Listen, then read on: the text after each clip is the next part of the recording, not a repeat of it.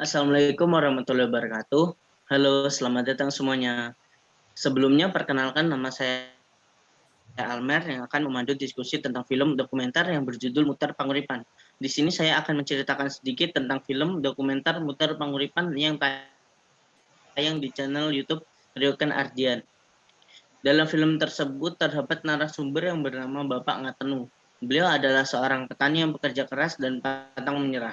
Beliau menceritakan bagaimana dan mengapa ia menjadi petani dan senang menjadi petani, yang salah satunya karena menjadi petani itu mudah, karena tidak memikirkan hal lain. Apa yang ditanam, itulah fokusnya, dan jika hasilnya bagus, itulah yang membuatnya senang. Beliau berkata, seorang petani adalah raja, karena tidak ada petani, orang-orang pada bingung. Ya, karena semua bahan pokok makanan kita berasal dari petani. Benar yang dikatakan oleh beliau. Nah, cerita singkatnya kan udah aku cerita ini. Aku mau tanya dong pendapat dari kakak-kakak semua tentang film ini. Kalau dari nilai-nilai Pancasila, kira-kira apa pendapat dari Kak Sylvia tentang film ini? Ya, mungkin saya bisa menyampaikan dari sila 1 sampai sila ketiga. Untuk yang sila pertama itu kan ketuhanan yang Maha Esa. Itu menjadi seorang petani itu kan butuh keikhlasan dan juga kesabaran ya. Kesabaran saat menunggu masa panen tiba dan keikhlasan ketika hasil panennya itu enggak sesuai ekspektasi. Jadi petani itu mau enggak mau harus ikhlas dan tawakal gitu kepada Allah Subhanahu wa taala. Nah, untuk sila kedua itu melihat sisi lain seorang petani dari film tersebut adalah kehidupan bertani itu tidak selamanya adil, belum sejahtera gitu istilahnya. Berbeda dengan julukannya Indonesia itu kan negara agraris, seharusnya pemerintah itu gimana ya bisa memuliakan petani gitu agar hidupnya lebih sejahtera.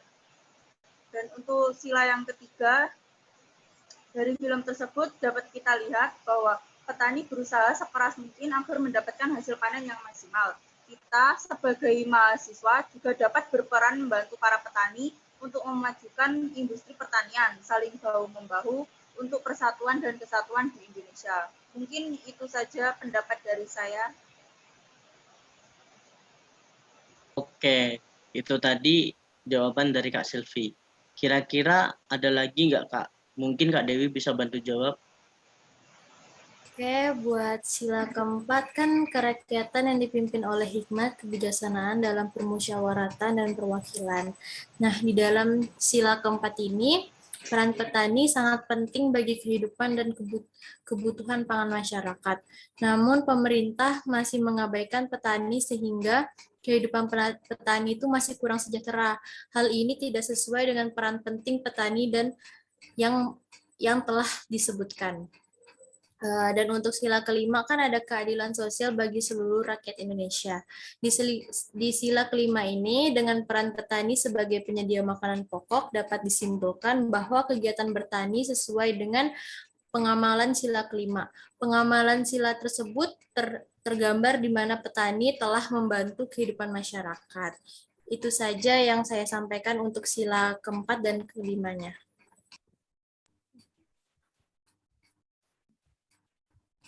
Oke. Untuk kebijakan pemerintah terhadap kesejahteraan petani di Indonesia, gimana nih Kak Bagus pendapatnya? Oke, baik. Terima kasih sebelumnya. Menurut saya untuk mengenai kebijakan pemerintah terhadap kesejahteraan petani yang ada di Indonesia, pemerintah harus membuat sebuah kebijakan. Itu harus. Agar apa? Agar petani di Indonesia bisa sejahtera dan layak dihargai dari masa sebelumnya ke sekarang loh ya. Jadi untuk contoh pemerintahan itu bisa membuat sebuah program. Program apa? Yaitu membuat sebuah program berbentuk koperasi pertanian yang mampu meningkatkan status sosial ekonomi, politik, masyarakat tani. Untuk mencapai konsep tersebut, maka stakeholder atau semua stakeholder yang berperan perlu memfokuskan diri pada modernisasi kelembagaan pertanian. Lembaga tersebut didesain dengan berdampingi atau ada pendampingannya berorientasi pada ekonomi yang modern. Nah, untuk kegiatan tersebut perlu pendampingan harus diperluas. Untuk apa? Untuk mengolah produk, administrasi, usaha, kewirausahaan, kelompok, serta perizinan dan kemitraan usaha, serta negosiasi pasar. Jadi jenis kegiatan seperti itulah yang bisa membuat petani mampu menghadapi pelaku pasar yang lain sehingga memperoleh harga yang layak. Soalnya apa? Bagi saya itu banyak petani yang setelah panen itu mereka bingung cara memasarkannya atau menjualnya gimana. Nah, yang waktu-waktu sebelumnya itu saya dengar dari petani yang lain itu mereka bingungan soalnya menjualnya itu ada harga yang murah. Jadi mereka secara terpaksa menjualnya dengan harga yang murah itu. Nah, itu perlu pengawasan dari pemerintah, itu perlu diperhatikan. Lalu langkah berikutnya itu membuat sebuah sistem informasi pemasaran pertanian yang andal seharusnya dapat segera direalisasikan. Dengan melihat kemajuan teknologi informasi dan komunikasi yang saat ini yang berkembang dengan pesat, petani tentu perlu membutuhkan informasi pasar mengenai kebutuhan itu. Pemerintah perlu memanfaatkan yang namanya teknologi digital dalam memasarkan, menyebarkan informasi tentang produk, tentang bagaimana menjualnya.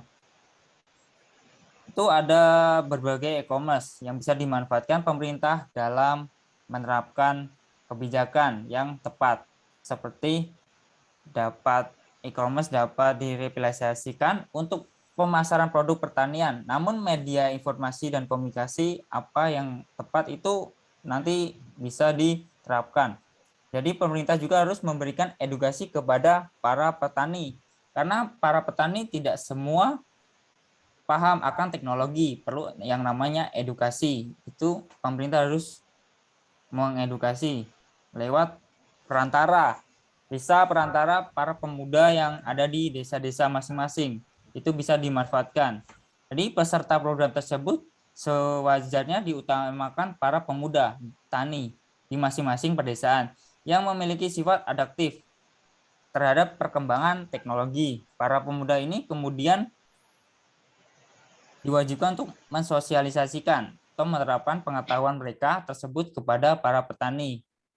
Nah, sehingga proses alih teknologi berlangsung secara cepat dan tepat selain dari sisi produsen, harga yang layak bagi petani, serta terciptanya dengan dukungan konsumen. Nah, lalu pendidikan konsumen ini perlu, kenapa? Karena untuk mengutamakan produk lokal perlu terus ditingkatkan, karena kebanyakan mereka dari luar negeri. Ya. Jadi Indonesia dapat melihat negara Jepang yang masyarakatnya lebih memilih beras produk sendiri, walaupun harganya lebih mahal dari beras impor dari Thailand atau negara tetangga lainnya. Nah, tentu proses tersebut menurut saya harus menunggu rakyat tentu saja proses tersebut tidak harus menunggu rakyat Indonesia semakmur negara tetangga yaitu Jepang. Nah, namun mulai dari sini menurut saya harus segera diterapkan. Dapat dimulai dari memanfaatkan produk pertanian untuk kebutuhan sehari-hari, itu mulai dari hal kecil saja dulu. Nah, jadi kesimpulannya dari menurut saya program koperasi, program membuat sebuah sistem untuk petani di era digital, serta pemberian pupuk gratis kepada petani di setiap awal mulai pertanian perlu juga dilakukan untuk menurut saya kebijakan yang perlu pemerintah terapkan. Jadi ketiga program tersebut, koperasi, lalu membuat program informasi digital, lalu penerapan pemberian pupuk gratis atau pembeli pupuk gratis untuk pertanian itu perlu. Nah, mungkin itu saja pendapat saya mengenai kebijakan pemerintah terhadap kesejahteraan petani yang ada di Indonesia. Terima kasih. Oke, terima kasih. Terus aku mau tanya dong, analisis dan solusi seperti apa masa depan pertanian Indonesia di tengah lahan yang semakin lama makin habis dan anak muda Indonesia yang enggan bekerja di sektor pertanian. Mungkin Mas Oki bisa menjawabnya. Baik, saya akan mencoba menjawabnya. Saya akan menjawab soal masalah lahan ya. Untuk masalah lahan sendiri, dikutip dari datakata.co.id, Ketua Himpunan Kerukunan Tani Indonesia, Bapak Muldoko, mengatakan, adapun di Indonesia penyusutan lahan pertanian mencapai 120.000 hektar setiap tahunnya. Terjadi penyusutan lahan baku yang cukup signifikan dari tahun ke tahun. Ujarnya di Istana Jakarta pada Kamis 12 Maret 2020. Dari beberapa sumber yang juga sudah saya rangkum, memang kondisi ini terjadi lantaran pertumbuhan penduduk yang semakin meningkat setiap tahunnya. Sementara lahan yang ada terbatas, khususnya di Pulau Jawa. Konversi lahan pada dasarnya merupakan hal yang wajar terjadi. Namun pada kenyataannya, konversi lahan menjadi masalah karena terjadi di atas lahan pertanian yang masih produktif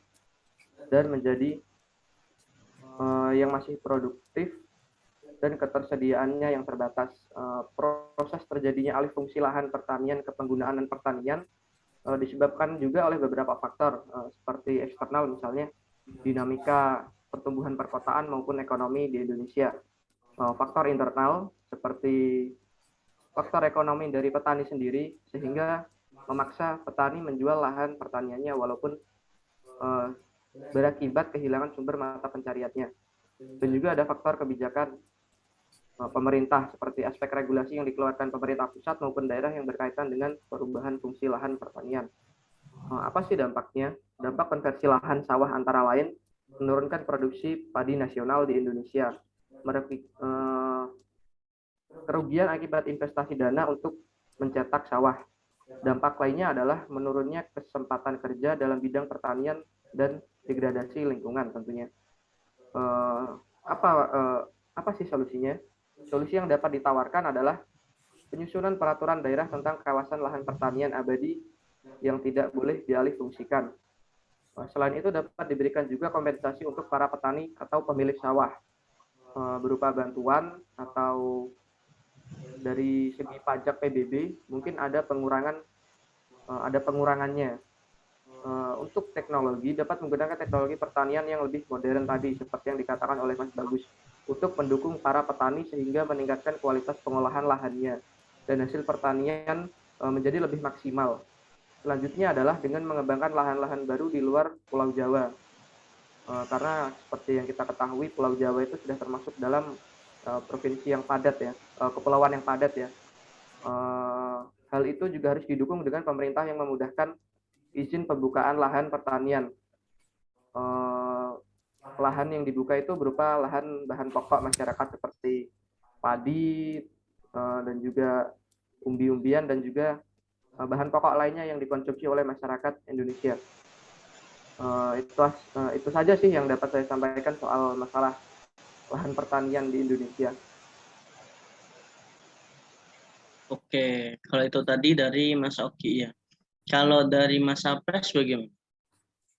Baik, saya akan menjelaskan tentang mengapa minat anak muda enggan bekerja di sektor pertanian. Seperti yang saya lihat di sumber Biro Pusat Statistik, dari 121 juta orang tenaga kerja yang bekerja di bidang pertanian, hanya 29%. Itu adalah angka yang sangat sedikit, atau sekitar 35 juta penduduk. Dari jumlah tersebut, 61% berusia di atas 45 tahun dan sisanya berusia 45 tahun ke bawah. Itu disebabkan banyaknya anak muda yang enggan bekerja di sektor pertanian dikarenakan mereka beranggapan bekerja menjadi seorang petani tidaklah keren karena harus bekerja seharian di sawah sambil kena panas matahari. Mereka lebih memilih bekerja di kantor yang berpakaian rapi dan bekerja di dalam ruangan. Padahal, jika kita lihat lebih dalam, sektor pertanian adalah sektor yang sangat menjanjikan. Itu dikarenakan semakin lama permintaan akan kebutuhan pangan sangatlah tinggi. Oleh sebab itu, kita harus berupaya agar para kaum muda berminat menjadi petani, karena generasi muda adalah kunci masa depan. Untuk mewujudkan minat generasi muda bekerja di sektor pertanian, perlu adanya sinergi dan peran serta pemerintah untuk menarik pemuda bekerja di sektor pertanian. Dengan cara meningkatkan intensif, menumbuhkan program pelatihan secara struktur dan tersistem, seperti pelatihan bagi para pemuda yang berusia antara 17 sampai 39 tahun. Selain itu, pemerintah juga harus menyiapkan lahan yang dipergunakan untuk sektor pertanian. Kemudian adanya keberpihakan pemerintah pada petani, menciptakan atmosfer yang kondusif untuk kestabilan harga hasil pertanian dan menyiapkan pasar hasil pertanian. Jika program tersebut berhasil dan para petani sudah sejahtera, maka otomatis akan menimbulkan daya tarik kepada generasi muda untuk mulai bekerja di sektor pertanian, karena dianggap sektor pertanian itu sangat menjanjikan untuk masa depan mereka. Segitu saja tentang analisis dan solusi tentang mengapa kaum muda tidak mau bekerja di sektor pertanian. Sekian, terima kasih. Oke, kalau saya tarik kesimpulan pada film tersebut dari nilai-nilai Pancasila, pertama 5 poin itu masuk semua. Lalu yang kedua, untuk kebijakan pemerintah terhadap kesejahteraan, itu yang pertama, petani itu harus dihargai. Sebagai contoh, membuat program koperasi untuk penjualan hasil tani Indonesia, lalu pemanfaatan teknologi digital untuk memasarkan, misalnya seperti e-commerce, dan pupuk gratis kepada setiap tani. Lalu untuk solusi seperti apa masa depan Indonesia, pemerintah harus meningkatkan intensif, menumbuhkan program pelatihan secara terstruktur, seperti pelatihan bagi para pemuda yang berusia antara 17 sampai dengan 39 tahun. Selain itu, pemerintah juga harus menyiapkan lahan yang dipergunakan untuk sektor pertanian. Kemudian adanya keterpihakan pemerintah pada petani, menciptakan atmosfer yang kondusif untuk kestabilan harga hasil pertanian dan menyiapkan pasar hasil pertanian. Lalu sekian diskusi dari kami, saya tutup. Jika ada salah kurang lebihnya mohon maaf. Wassalamualaikum warahmatullahi wabarakatuh.